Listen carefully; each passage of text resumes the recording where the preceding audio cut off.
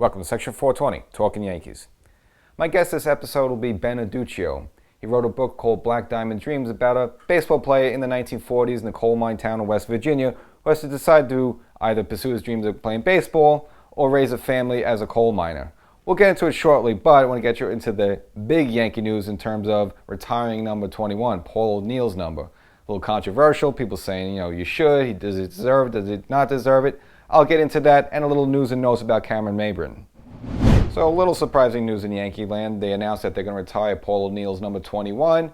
And a lot of people kind of saying whether he deserves it or not. And it's like, all right, yes, he was a great Yankee. He was a cornerstone of the late 90s team. But it's like, all right, are we watering down the retired numbers a little bit? And even Paul O'Neill was kind of shocked that it happened to him. So kind of a situation with Paul O'Neill. Yes, he was, I guess very instrumental in turning the Yankees around.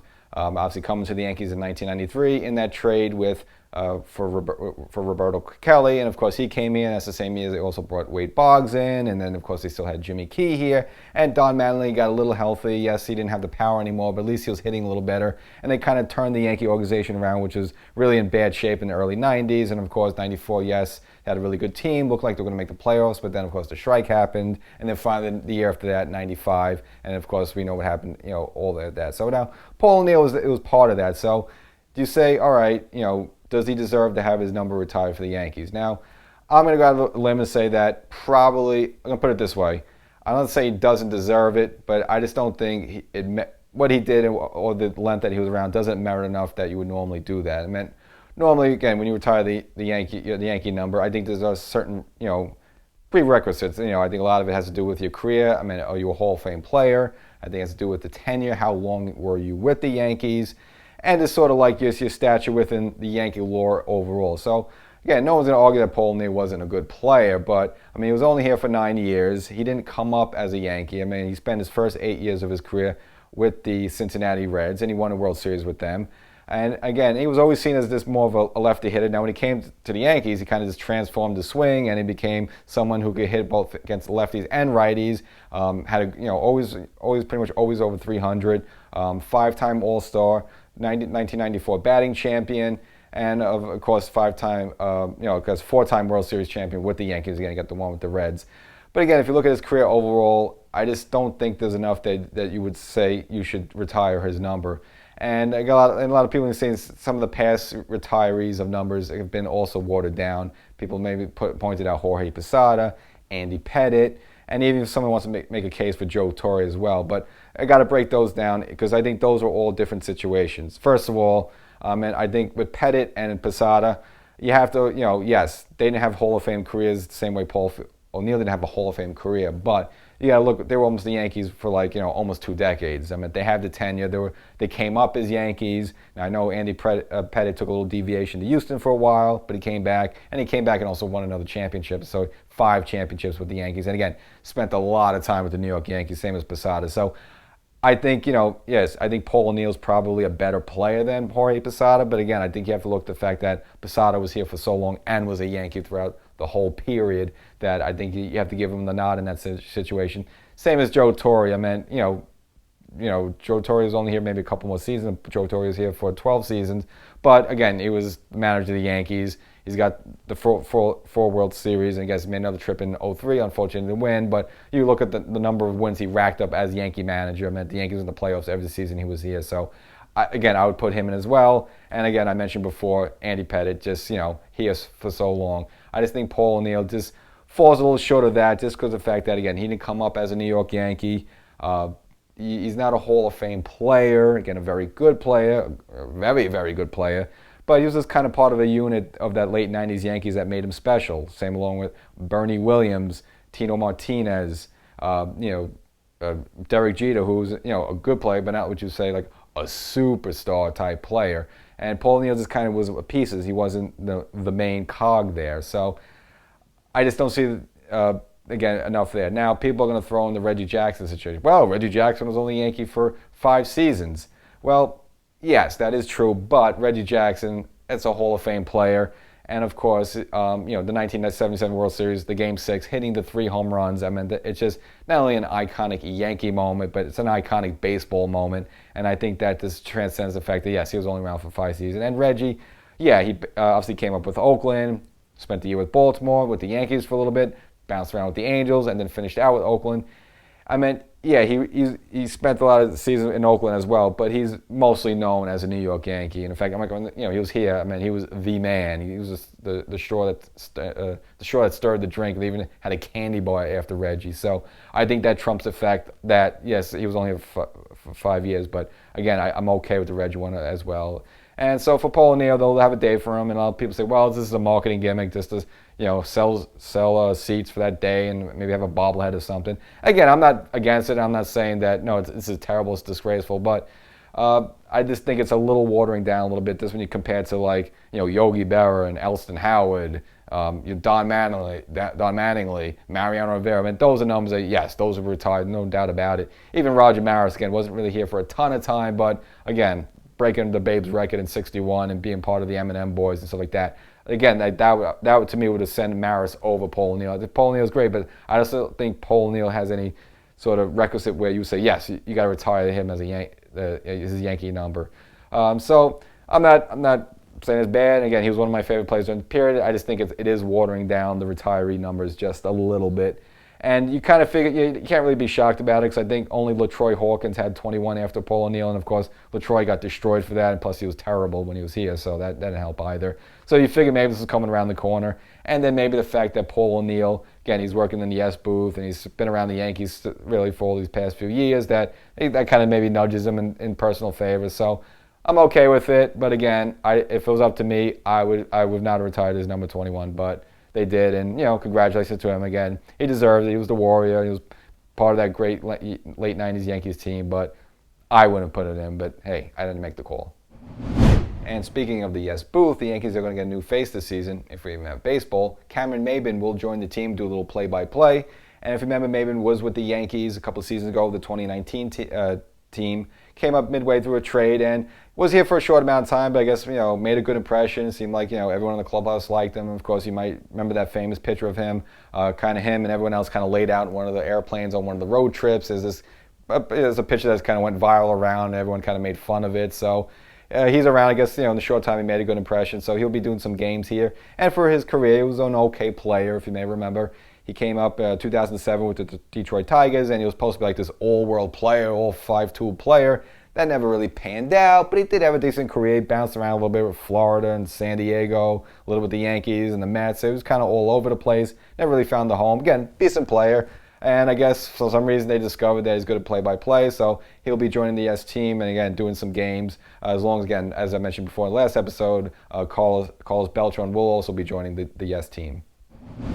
And that brings us to our guest, Ben Adducchio. Wrote a book called Black Diamond Dreams, which is now available on Amazon.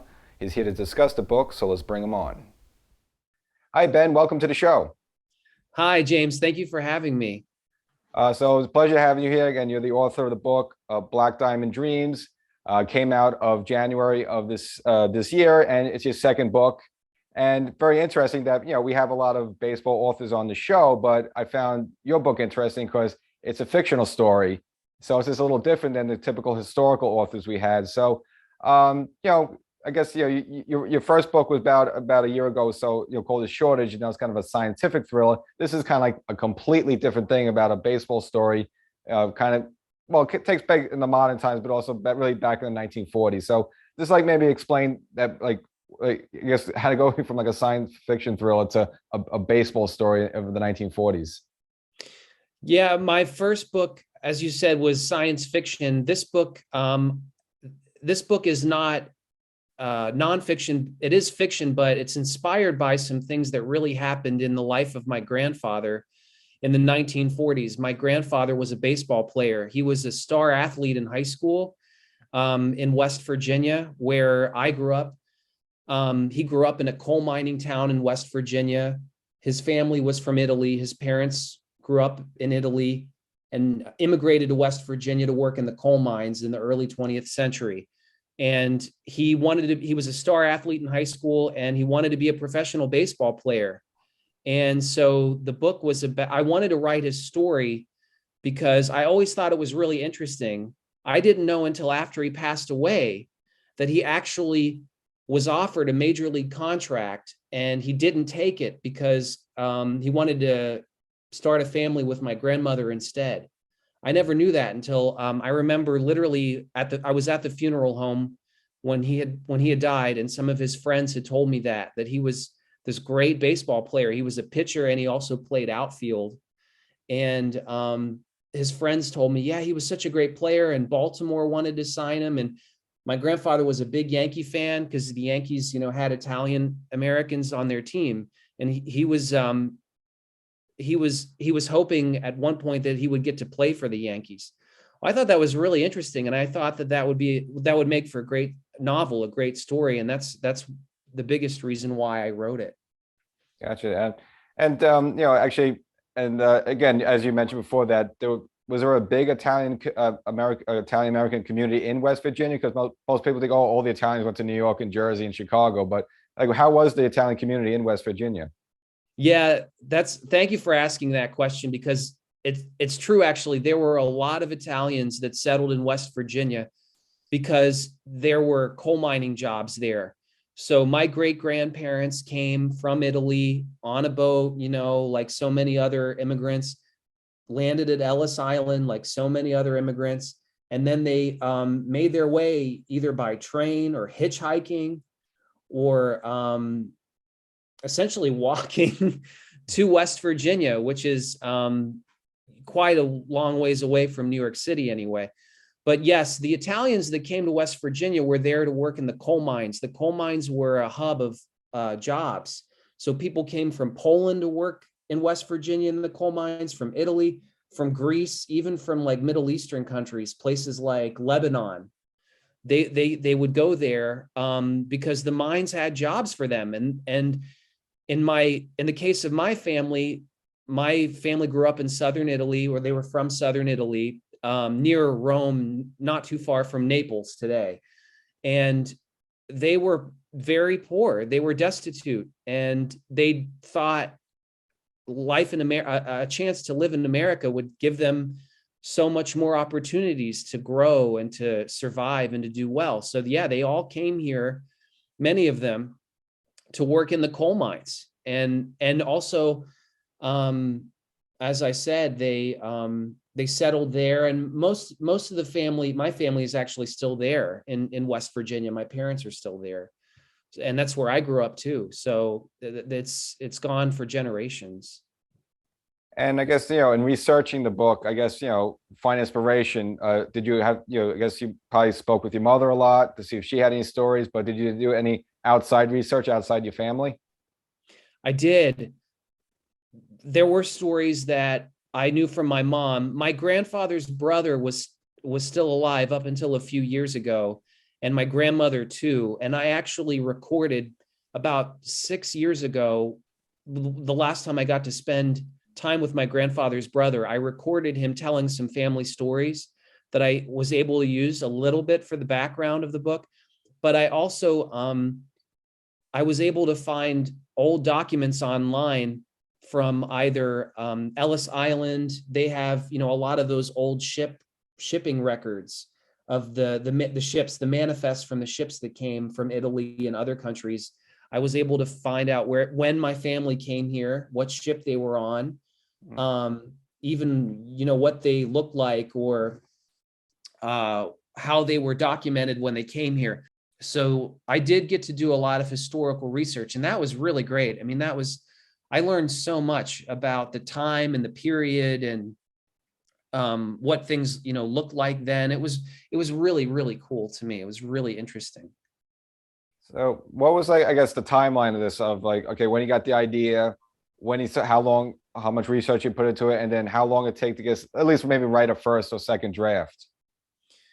Yeah, I started writing in last summer of 2021.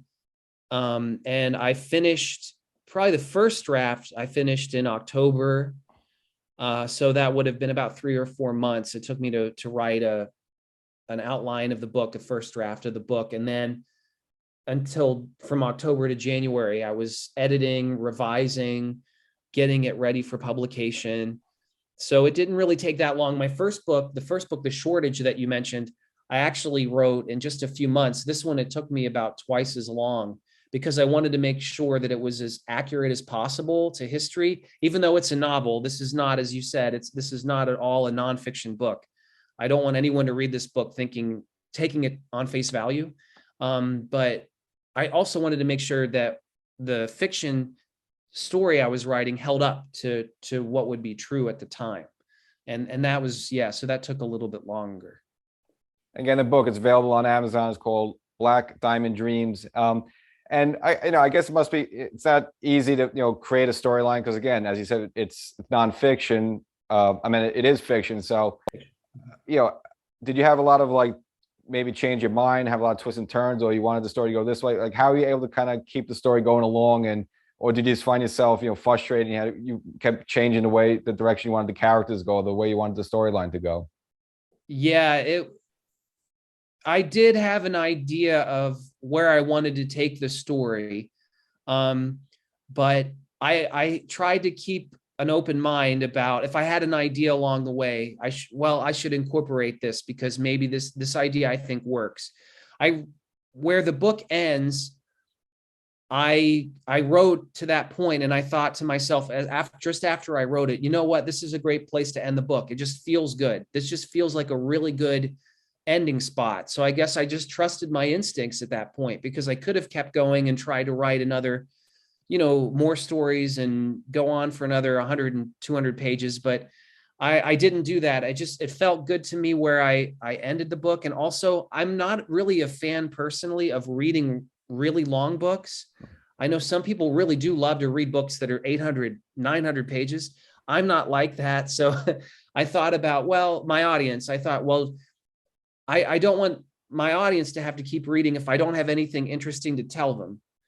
So I've basically told them everything that I think is interesting to this point. So let's just end this here and just, let it lie. And so that was something that I was thinking about. And I took it very, seriously. And I guess I don't know if I went through some of the manuscript, but did you get into anything? Because a lot of Italians back then faced a lot of discrimination, especially in baseball. I've been reading some books about some of the early '30s Yankees, like Tony Lazzari. They give these guys some nicknames. Did you cover any of that in the story? Yes, I did. And you're absolutely right. Not only were Italians discriminated against in baseball, I mean, they were discriminated against in all walks of life. In West Virginia, there were a lot of baseball teams fielded by the coal mines. So there were leagues where just, different coal mines would have teams. My grandfather played on one of those teams. It's depicted in the book, but there's a manager he deals with in the book, the manager of his baseball team, again, just fiction made up, but his manager does discriminate against him because of his race and calls him a racial slur. An Italian racial slur. And there's a whole section in the book where, there's conflict there about that. Before you started putting paper to pen, were there any themes or messages that you were trying to get across that you think you successfully executed? Well, what I hope I successfully executed was the message that no matter what your dreams are, it's okay to adapt to things if those dreams don't come true. I mean, sometimes what you dream and strive for is not what you get, but that doesn't mean that what you get isn't great. In fact, sometimes what you get is a lot better than what you ever dreamed of. That was what I was really trying to convey with the book. I hope that when people read it, they feel that message. And just as I guess, what were maybe any challenges you had, or maybe what do you think was your biggest difficulty, anywhere throughout the process of creating the story? Well, I wanted to make sure everything was as accurate as possible. And I kept trying to find more information that could help me keep the story as true to life as possible. And that could be tough. I mean, it's hard to find documents and information about things that happened 80 to 100 years ago, because unfortunately, no one's really around anymore that lived then. So I had to do my best to rely on either photographs or documents I could find. That was hard. I want people to read the book thinking this could be what it was like then. And that was always a challenge, but also just making the story interesting. When you write a novel, you just want to, every day, that's a challenge when you're writing. You really want to keep everything exciting, and as fast paced as you can. You don't want people to be bored and just put the book down and say, forget it. I mean, I'm just bored. I don't care what happens next. I mean, that's something that's always in your mind when you're writing. Is this, what can I put in this chapter that's going to make it interesting? That what can I put in that's going to make people want to keep reading tomorrow and the next day? And those are definitely challenges that I was thinking about and trying to face every time I sat down to write. And I mean, you yourself, did you grow up being a baseball fan, or is this just like you writing about a topic that maybe you're not too interested in, but you just wanted to create a story about it?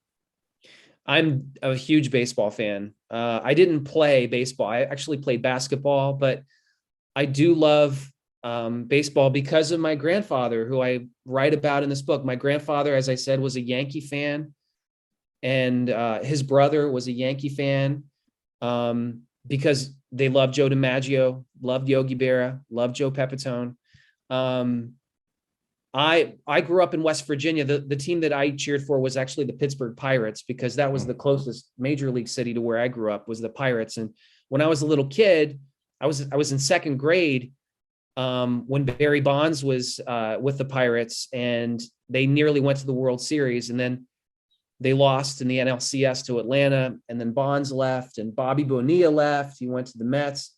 Doug Drabeck left. He ended up, doing great things at other on other teams. Same with guys like Tim Wakefield later on. So I went through 21 years of losing seasons being a Pittsburgh Pirates fan, 21 years in a row. That's a major league record. I remember that early '90s team was pretty good. That they couldn't get past the Braves, but they have a lot of good players in that team. They did, and then they all left Pittsburgh, unfortunately, except for a couple guys like Andy Van Slyke was still there. But yeah, I still love baseball. I still love the Yankees. I go to one Yankees game a season. I try to go to at least one Yankees game every year. No disrespect to the Mets, no disrespect to any other team. But yeah, because my grandfather was a Yankee fan, and it's very sentimental to me. And I think that's true for a lot of people, even fans that are casual fans. Someone in the family maybe at some point loved the San Francisco Giants, or, one of my best friends, his grandmother grew up in Brooklyn, and she went to Dodgers games at Ebbets Field, when the Dodgers were in Brooklyn. So even when the Dodgers left Brooklyn, she still cheered for the Dodgers, even when they eventually ended up in Los Angeles. So I do love baseball, and I think sports can bring people together. And I think that's important. They tell great stories too through sports. We can tell really great stories. Now we've spoken a few times, and we've known each other for a couple of years. So you're obviously also in the performing artist world, do some acting, but also I think you have a family lineage. Your mother's also into performing arts, so she does like radio and stuff like that. Yeah. Yeah. My mom was an actress. That's how I got into acting. And then once she quit acting professionally, she started teaching theater. And she did that for many years, and she's retired now, but she does act in community theater, regional theater, and I do too. And that, I think that helped me as a writer, because as an actor, and I know you, James, act as well. As an actor, you tell a story. You tell a story either on screen or on stage, or even, as you said, on the radio. And I think that helps when you're trying to write. It's just a different forum. It's, as you said, pen to paper, but you're still trying to tell a great story, and that's important. And it's something that I think people really enjoy. They enjoy listening to stories and telling stories. As an actor, you read something, it's like, yeah, no one would really do this in real life. No one would really say this in real life. And I think, I find, I haven't done much writing lately, but when I do, I feel like to have the background of that does make you a better, more efficient writer, because you kind of understand realities, because you've been you acted out realities. Yeah, that's true. It does inspire me to write when I read a script. If I'm doing a play, or if I just read a play or a book, and I'm just thinking to myself, and as you said, yeah, you read it and you're like, gosh, this just doesn't seem like it would really happen, or no one would say that. That line is just you can tell it was written. Like no one would say that in real life. I mean, that's just kind of stupid. That helps. That definitely inspires me. It makes me want to be a better writer. It makes me, I want to write stuff that I want to write words that I think people would actually say, or write about situations that people might actually go through in real life. And I think that helps people connect better to your book, or to, in your instance, your podcast or your play or whatever you're doing. If people can connect to it, if people can say, yeah, and that's something like that once happened to me, or, if I was in that situation, I would do the same thing that this character did in the book. That helps. I mean, that makes it all the more enjoyable for people. All right, and with that in mind, do you have any plans of writing anything next, whether it's a baseball book or any other type of book? Is anything in the works? I right now I'm kind of going over a few ideas for different things, but I definitely want to return to sports. I do have a story idea actually about bowling, not baseball. I did bowl. My grandfather, who's in this book as the protagonist, he taught me a lot about bowling, and I love bowling. And I have an idea for a story about a bowler. That's something in terms of sports that might, come around soon. Hopefully, I just have to sit down and write it.